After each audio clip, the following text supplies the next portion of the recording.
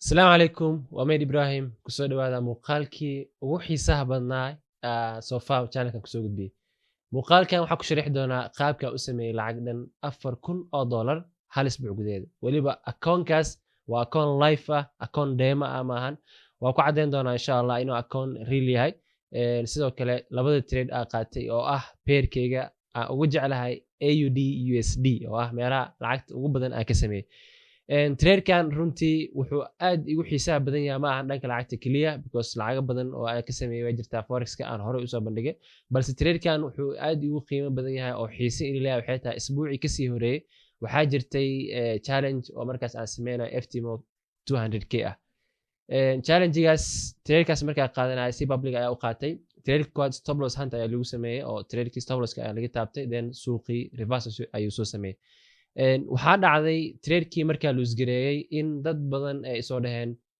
trader ma tihid dib iskugu laabo balse later on suuqa markaa time siinay oo setupkii tbigii uu ku dhacay waxaa lagu dhahay stop losska taag tahay taas waa hadalka qofka amateur traderka ah uu ku hadlo balse haddii gudaha u galo losskaas markuu igu dhacay aniga maanan qalqalin because 6 years ayaa trade gareynaya waana ogahay losseska suuqa wax la iska celi kara maahan waxaan sameeyey oo ah in gacanteeda aan ku fadhiisto setup ka qurux badan kii markaas aan galana in aan raadiyo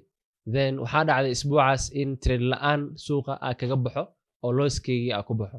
then isbuucii hadda lasoo dhaafaya imaaday setup ayaa raadsaday si qurux badan waxaa helay tradekan AUD USD aa gees ka arki kartaan tradekan wuxuu ahaa trade biaskiisa sales ah oo aniga aad iyo aad aan ugu fiirsaday sidoo kale wuxuu ahaa analyskeyga weekly outlook aan bixiyo oo ardaydeeda masterroomkii kula jiraan aan siiyo trade ayagana aan siiyo markaas trading flowga anigoo joogno tradekaas si live ah markaas inaan wada qaadana tradekan oo AUD USD wuxuu ii sameeyey $2,000 then tradeki kale ayaan qaatay oo asna si qurux badan sales igu dhaqaaqay maalinka jimcada asagana wuxuu ii sameeyey $2,000 muhiimadda muuqaalkan ma ahan lacagtaas sameeyey intaana sameeyey accountka lifetime maya muhiimadda muuqaalkan waxay tahay in aa ogaatid xitaa haddii aa loss qaadatid 1 2 3 oo losing streaks haddii aa qaadatid still waxaa lagaaga baahan yahay disciplinekaaga inaad ku dhagnaatid gacantaada inaad ku fadhiisatid focuskaaga inuusan lumin waana meesha ugu muhiimsan haddii medfx community aan xooga saarno oo ah qofka focuskiisa inuu ka dhumin patiencekiisa iyo greedkiisa mar walbana in control ina ahaadaan emotionskiisana out of the window inuu mar walba ahaado tradekan markaa luusgareeyey si aan hore kuu sheegay ma qalqalin oo waxaan sameeyey ruleskeygii ayaa kusii dhignaaday weliba aad iyo aad ayaa usii taxadiray oo waxaa aaminsanahay trade walbo iga soo horbaxayo in aan ka ilaaliyo emotionskeyga markaas aanan suuqa ku galin taasna waxay iga caawisay in markaas trade qurux badan aa yeeshto muuqaalkan waxaa kugu sheegaa haddii losing streak aa qaadatid ama loss aa qaadatid tartiib it's okay biil ayaa bixisay kira ayaa bixisay shaqaale ayaa lacag siisay dhul ayaa lagu tirtiray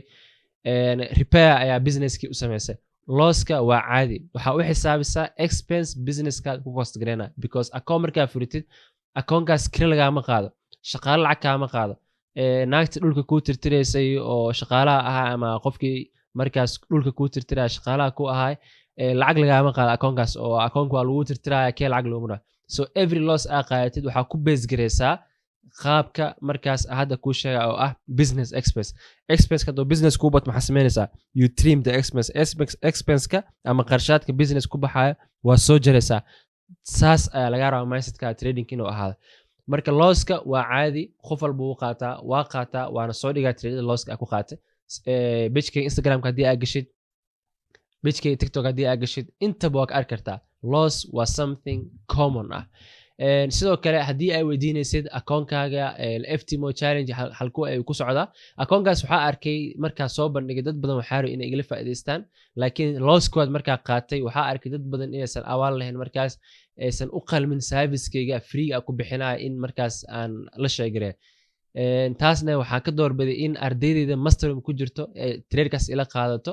akoonkaasna ay la socdaan markaas xaaladiis meesha maraa alxamdulilah akoonka meeleska waa kasoo saartay profit fiican ayaa ku jiraa natiijada ayaa inoo balan ah haddii akoonka aa qarxiyo which I don't think ina dhici doonto insha allah waa soo dhigi doonaa haddii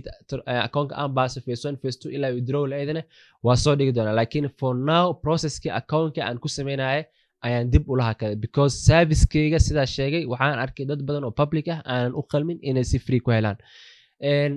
haddii aad kasoo gudubtid sidoo kale haddii ay weydiinaysid akoon yani shirkadee ugu fiican aa ka furan karaa sofa ani waxaa arkay shirkadda FXTM oo ah shirkad brokerage aad yani aa ugu qanacay oo wax dhib hadda kuma arkin marka insha allah aadaa isticmaali doonaa haddii aad rabtid inaad isticmaashid linkiga bioga ayuu saaran yahay I mean wuxuu saaran yahay youtube-ka hoos ayuu linki ku qoran yahay meeshaas kala soco. FXTM runtii waxaa ku doortay oo ah slippage ma lahan like ma lahan isheeg spread laisku weyneynayo behind the bag wax ka socda ma lahan waa company legit ah 25 sano suuqana ka shaqeynaya regulated ah sidoo kale islamic accountna way leeyihiin haddii aad rabtid islamic account inaad ku furitid directly linkeyga hoos saaran ku dhufso meeshaas naga furo. sidoo kale insha allah arrimo badan waxaa jirta aan soo wadno oo trading industry aan kusoo gudbinayo haddii markaa aad danaynaysid dee ku xirnaa pagekeyga get in touch with me numberkeyga waxaa ka heli kartaa profilekeyga pagekeyga ee tiktok ah halkaas ayuu saaran yahay meesha ayaa iskala socon doonaa insha allah. traderkaas AUD USD rikaabkiisa iyo inaad chat galo waxaan ka doorbida maanta aan ka jeclaaday in mindsetka traderka lagu qaatay inaan kuusoo gudbiyo. sidoo kale gacanteeda sidaa ugu fadhiistay markaan loos qaatay weliba si public ah u qaatay intaasoo kun oo qof 10,000 oo ruux ka badan ee daawanaysa oo still aanan khalkhalin mindsetkeyga fit agsii dhiga intaas ayaa video aan jeclaad inaan kusoo gudbiyo. psychologyna waxay ka mid tahay meelaha qofka discipline markuu isku yeelo oo loos yar soo galo meelaha divert qofka oo ka qaato oo ah loos aa qabsaday qofka wuxuu rabaa revenge trade noo sameeya akoon kasta qof aad daawanaysay waxaa rabta inaad baastid then psychologyga meeshaas mess up ayuu noqonaa mess up doo noqdo maxaa dhacayo daily losska garaacaysa daily loss daa garaacaysa maxaa dhacayso akoon ma leedahay hadduu broker account yahay akoonku kaa qarxaya because revenge trade naa sameynaysa marka insha allah mindsetka isticmaala waana sida khasaaraha markaas iska ilaaliyay $40,000 profitka sidaas ay ka dambeysay. وإن سلامة إن شاء الله مقالك كيس نحن كل مدونه وحين نجينا خير يو أسبوع ونكسن.